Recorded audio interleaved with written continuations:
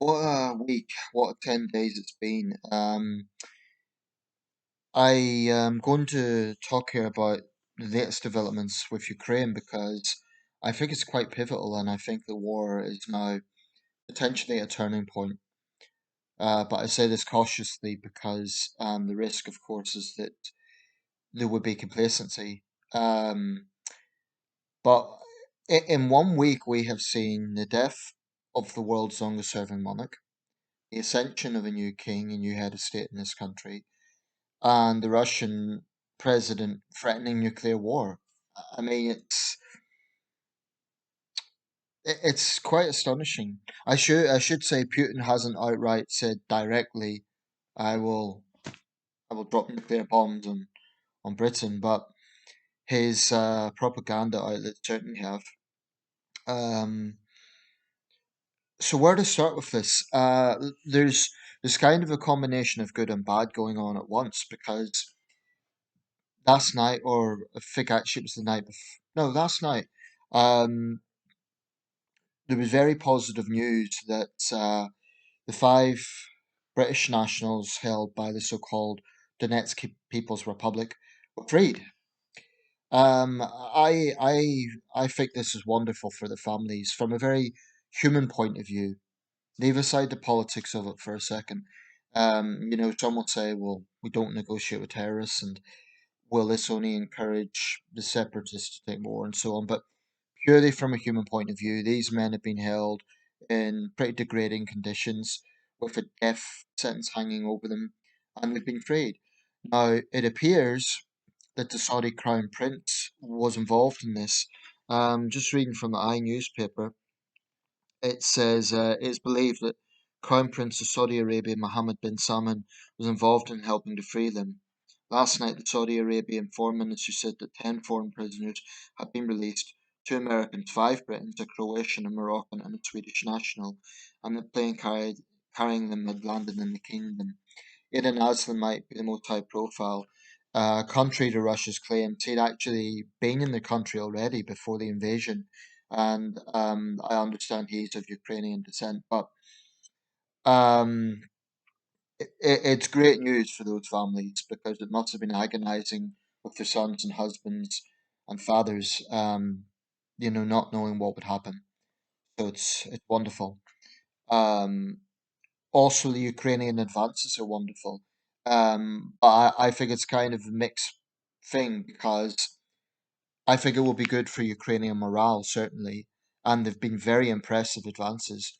On the other hand, what's being uncovered is horrifying. These mass graves, victims of signs of torture, it just shows the barbarism of the Russian invaders. Um, you'd be hard pushed to find many countries, Poland might be another example, that have been so brutalized by war as Ukraine has. I'm not just talking about this war, but I'm talking about history. Um, I just saw. I always look outside to see if it's an unusual bird because the feeder out there sometimes get unusual avian life in the street. But anyway, World War Two. Some of the fiercest battles of World War Two were on Ukrainian soil, then in the Soviet Union, of course. But the battles of Kharkiv, the Battle of Kiev, the Dnieper offensive. That was all on what's now Ukraine, and the NKVD prisoner massacres as the Soviets were retreating with the German invasion, and of course all the German atrocities. One of the worst acts of the Holocaust, the Babi Yar Ravine massacre. Actually, there was more than one massacre at that site, but the amount of suffering that Ukraine saw then, of course, earlier the Holodomor, up to 3 million died in Stalin's famine. Well, actually, 3 million is a conservative figure. Stalin's forced famine. So Ukraine is a country that has really, really suffered in history. It's got a very tragic history. But I think this year's events has shown the iron resolve of the Ukrainian people. And I don't want to sound like I'm just throwing out cliches or something. I'm genuinely impressed by it. And yes, it's true that the Western help has probably, maybe these advances couldn't have been made without Western help. That's true. but the Ukrainians have not given up. Um, so there's a lot of different things to look at here. This mobilization is one of the big developments that Putin has called. And of course, they're trying to water down the language to the Russian audience. They're saying it's reserved only, they'll be paid, and all the other callous lies that they're telling to these men. What is really happening is Putin wants to use them as cannon fodder. I mean, it's almost, I wouldn't go so far as to say World War I type slaughter, but it's pretty grim. I mean, even Russia concedes they've lost at least 6,000 men, and that's almost certainly a very unrealistic figure. The true figure, I would say, based on all the other accounts, certainly Western sources, Ukrainian sources, Russian leaks themselves, Russians testifying back home in leak calls, um, it's likely the casualties are much, much higher. And if the figures go into tens of thousands, then the rate is a lot higher than the Americans in Vietnam, the British in World War II, and you can think of a lot of other analogies. The Soviets in Afghanistan. I mean, they lost, I believe, 12,000 men in a decade in Afghanistan. Um, it's it's absolutely a bloodbath for Russia. And of course, thousands of Ukrainians have died as well, but they have the moral high ground and therefore the morale. Um, I mean, if you're a young Russian soldier and at some point you start realizing you're being used, but you can't defy orders because you'll be shot, sent to a gulag, pretty much still exist in, albeit in new forms. But I honestly think being a Russian soldier right now in 2022 must be one of the absolute worst jobs in the world because they're fighting an immoral, brutal war. No doubt their morale is at rock bottom. Maybe senior officers are forcing them to do inhumane things. Some of them might be going rogue. Um, they could defy orders, but if they're a low rank, it would require numbers to do that. I hope there's mutinies. But when I say I sympathize with them, by the way, I caveat I've no sympathy for those who are willfully raping women, looting properties. They can go to hell. The war criminals. But there are some Russians who have defied orders. Um, but what we saw last night in Moscow, these scenes have been seen before. People angrily um, protesting and being beaten by riot police. I saw some people in this country try to make absurd comparisons with the policing crime bill here, as if some idiot heckling a grieving family or eco-anarchist blocking a road and getting arrested for it is somehow comparable to a brutal dictator trying to jail what is going to go into thousands of people um, because they don't want their sons and husbands and brothers used as cannon fodder. I mean, there's just no comparison. There's no comparison at all between the situation in this country and the situation in Russia, and it's grotesque to even go there. I think um, it just shows ignorance. But I don't really know what's going to happen with this. It's potentially more dangerous actually than World War II in the sense that weapons of mass destruction were only being developed at the very, very end of World War II. We know, of course, the A bombs ended it. Full nuclear weapons hadn't been developed at that point. Now, this isn't yet a world war, but it could very, very easily tip into that. Patrick Cockburn in the Eye makes, there's a few pieces I want to draw awareness of here. Incidentally, there has been protests in Moscow before, and this isn't the first time. 2011, there were big protests. Last year, there were big protests.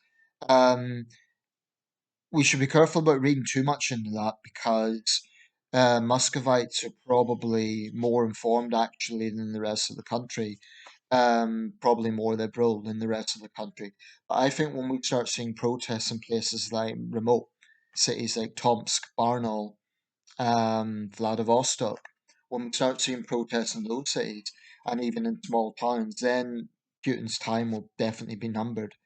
But I do think these are the desperate actions of a desperate dictator. But like I say, a corner dog is dangerous. Um, Incidentally, those, the propagandists who are mouthing off about nuclear war, whether they have approval from the Kremlin or not, they might just be going rogue and notching up a rhetoric. This, of course, will not be official Kremlin policy, but the fact is the Kremlin's giving a green light to that rhetoric. They're not toning it down, saying, no, this isn't our position, because they're bully boys. They think these sort of intimidation tactics will work. Um, Anyway, this piece in the eye, I'm not going to read it all out. It's quite lengthy, but I'm just going to read out. Let's see. I'm going to read out a few paragraphs if you bear with me. This is from Patrick Cockburn in the Eye, very experienced journalist. The successful Ukrainian offensive around Kharkiv has fueled hopes in Kiev and the West that Russia will lose the war comprehensively and that Putin will be overthrown by a putsch in Moscow. Both possibilities exist, but it is more probable that the war will go on and on without producing a victor, as has happened so often in recent military conflicts in the Middle East and North Africa. I mean, look at the war in Syria. It's dragged on for years. It's still not totally over. We shouldn't forget that the war in Syria has not ended. The risk is that endless wars have a natural tendency to escalate as opponents try new strategies and tactics to break the deadlock and defeat their enemy. Vicious and destructive though the war in Ukraine has been so far, it is a long way from total war, a phrase that became popular to describe the situation in the Second World War as each side used every resource to destroy their opponent. And he quotes the Battle of Kursk in 1943, which was a major, major battle and the largest tank battle in history. I mean, any one of those World War II battles were like a war in their own right. They had hundreds of thousands of casualties. Um, some of the biggest ones are actually, I mean, people know Stalingrad, they know the Siege of Leningrad, but for example, Operation Bagration or the Dnieper Offensive are not that well known in the public radar, at least in the West, but they were immensely costly battles. Let's see. Yeah, I'll leave it there because it's quite a long article. But he basically points out that the longer this goes on, the more dangerous it is it could be. What is less clear is how far Russia can quickly turn 300,000 reservists into a potent military force that will change the balance on the battlefield. Providing officers, equipment, and training to such a large force may be beyond the resources of the Russian state, going by its dismal record this year. This is the thing. Russia, major military, one of the biggest in the world, they've been humiliated by a smaller country even with Western help, the fact is Ukraine has shown it's not a pushover. Morale is at rock bottom. Putin's using desperate measures, apparently considering getting prisoners into the ranks. Um, but this is the thing, these men are reservists, so they're going to have to be retrained. Um, and apparently, dozens of Russian men have been fleeing the country, and I don't blame them because why would they be used as cannon fodder? Uh, you know, you're starting to read between the lines. In the Chechen wars, some of the strongest voices against Yeltsin and Putin were the mothers of boys who had died in Chechnya. And that anger was one of the factors in the Russian withdrawal, certainly in the First Chechen War, because Russia was humiliated. Now, what's happening in Ukraine is even more serious because Ukraine is a sovereign country, despite what Russia thinks. And it's it can't just be dismissed as an internal affair. As brutal as the Chechen wars were, Chechnya didn't have widespread recognition of independence. In 1991, when Ukraine became independent, there was widespread recognition of that. That's a fundamental difference. But I've heard all sorts of things that might be from various sources, like, for example, Russia may even use dropping a nuclear weapon in the Black Sea. Like, I don't know if that would cause tsunamis, if it would cause radiation. Turkey would, I mean, that goes into Turkish territory, so presumably Turkey would see it as an act of war, as would, I believe, it's Bulgaria and Romania to the north. Um, I don't think that will happen. I don't think Russia's actually going to use nuclear weapons. I really don't. Because I think even if Putin's lost the plot, I think someone like Lavrov, who's a cold, calculating character, I think he still has the pragmatism not to, to rein in on that sort of thing. And he probably has some degree of influence over Putin. But, Putin rules with an iron fist. I mean, who can really stand up to him is the question. Um, I think if there's any sort of covert stuff going on right now behind the scenes, MI6 or MI5, Ukrainian intelligence, whatever it may be, I think a good strategy would be. I mean, there's courageous dissidents like Alexei Navalny, but they're too obvious, and they've long stood against Putin. The more maybe practical thing would be to actually look at hardliners who are dissatisfied with Putin. Because I think almost anyone would be better. Not Lavrov, not Medvedev, but maybe a dissatisfied general who's now turned against Putin. Someone like that. Um, and if that requires Western help, so be it. Because really, this is such a dangerous situation. Of course, there's mouthpieces in the West, contemptible turds like Tucker Carlson and others who are itching for Russia to win. I think they're beyond contempt. And they straddle both the left and the right. In Europe, there's Ségolène Royal and Gerhard Schroeder on the left. On the right, there's a number of figures in Italy, a couple in the UK. Peter Hitchens is one in the UK. George Galloway, no surprise. These Putinist stooges, I think, are beyond the pale. I've nothing but utter disrespect and contempt for them because what they are doing is, if you want to draw an analogy, it's like if you have a bully in a playground, right? And a third party, another student comes in and decides they witness a more vulnerable student being abused by this bully, and then let's say the teacher wants to know what's going on, right? And the third student comes and says, "Oh, the bully was in the right because the student that they're picking on was surrounding them," or something like that. It's maybe not the best analogy, but my point is, I do not understand the mindset of Putin stooges. Oliver Stone is another one, the film director. The man has talents. Some of his films are very impressive, but it's just, to me, it's rather sickening that a man who made his fame, right? He was a Vietnam War veteran. He made his fame by making these landmark films of American history.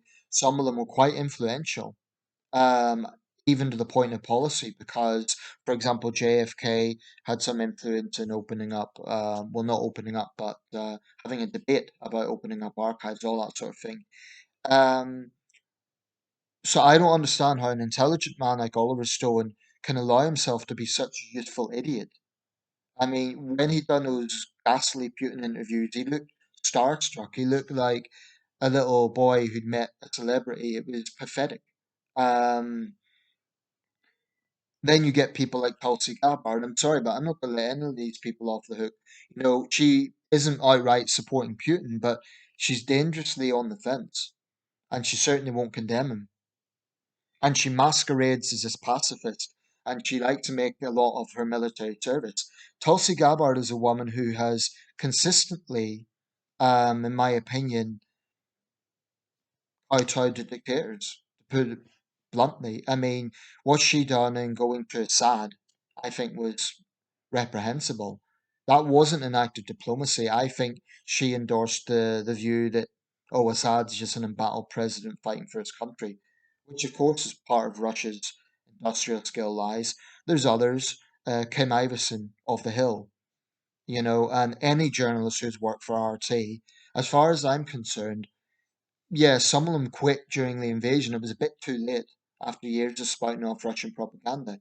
I honestly think if those people have any conscience, if they have any integrity, they would absolutely bow their heads in shame and say, I was wrong to work for this mouthpiece. I was wrong to be a Putin propagandist.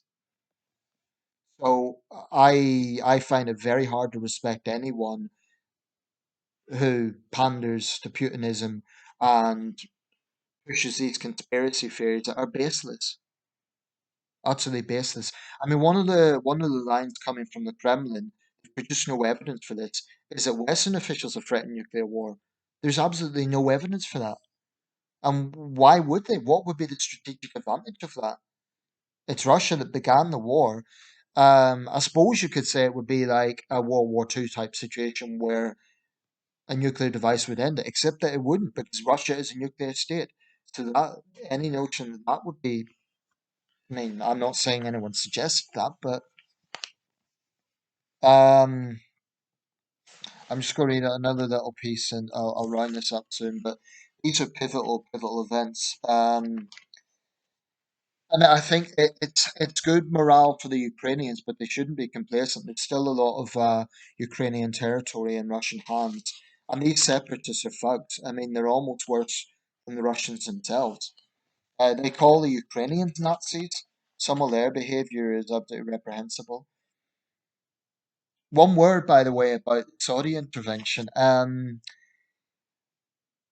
Well, it's a good thing, and it shows that it does pay to have alliances in this world, even if they are themselves questionable regimes. But who's going to say, "Oh well, because Saudi Arabia's got a bad human rights record, we should not let them intervene if they can"?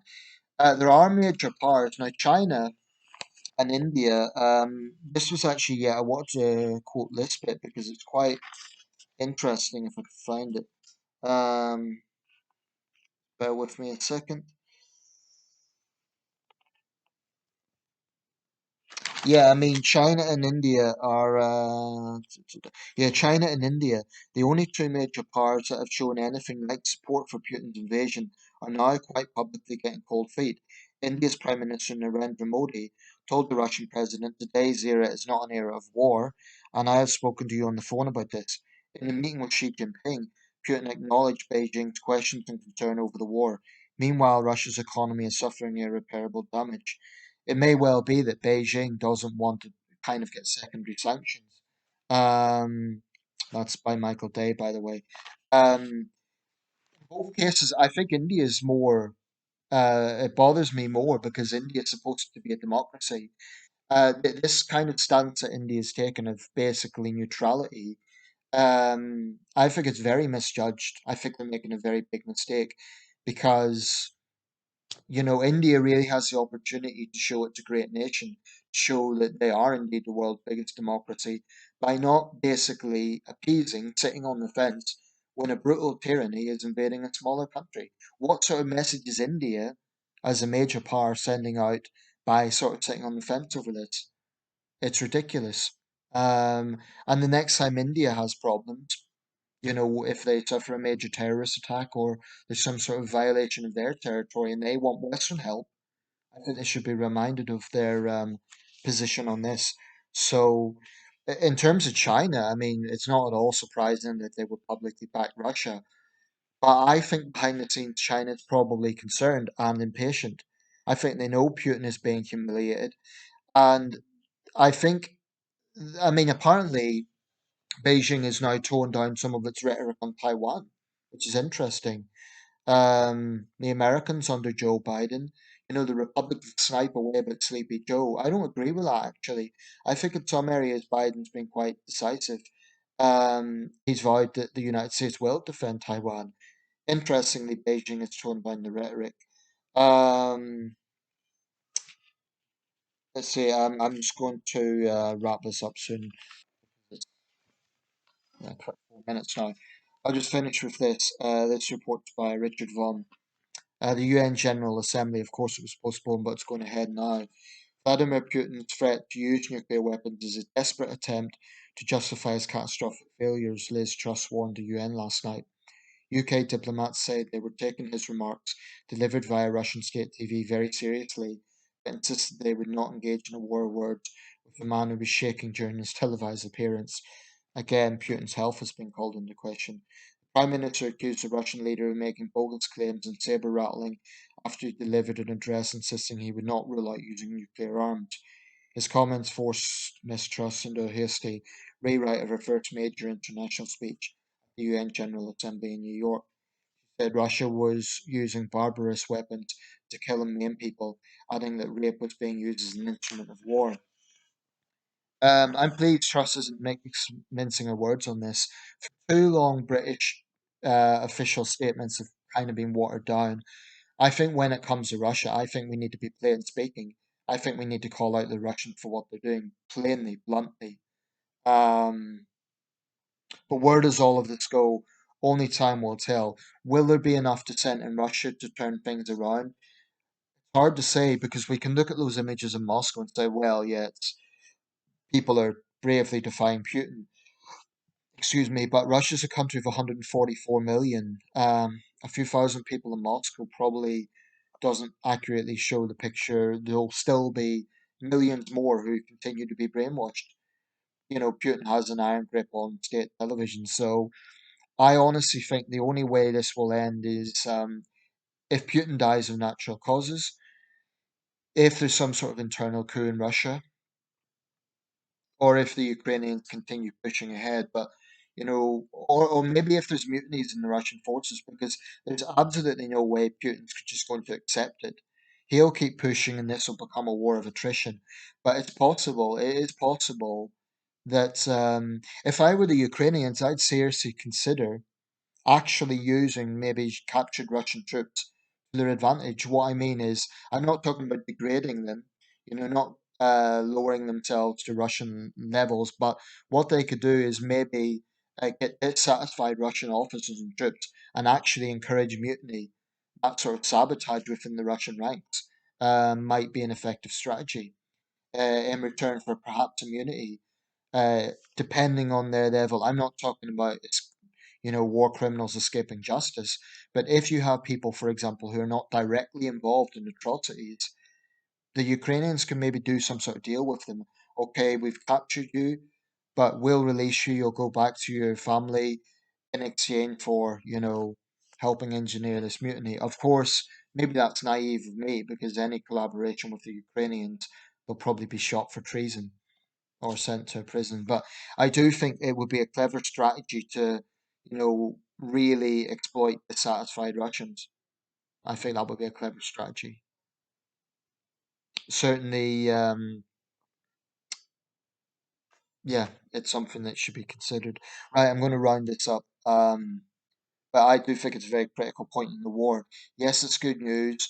Those men have been released. There's been Ukrainian advances, but Putin's as dangerous as ever, and there's no way this is over just yet.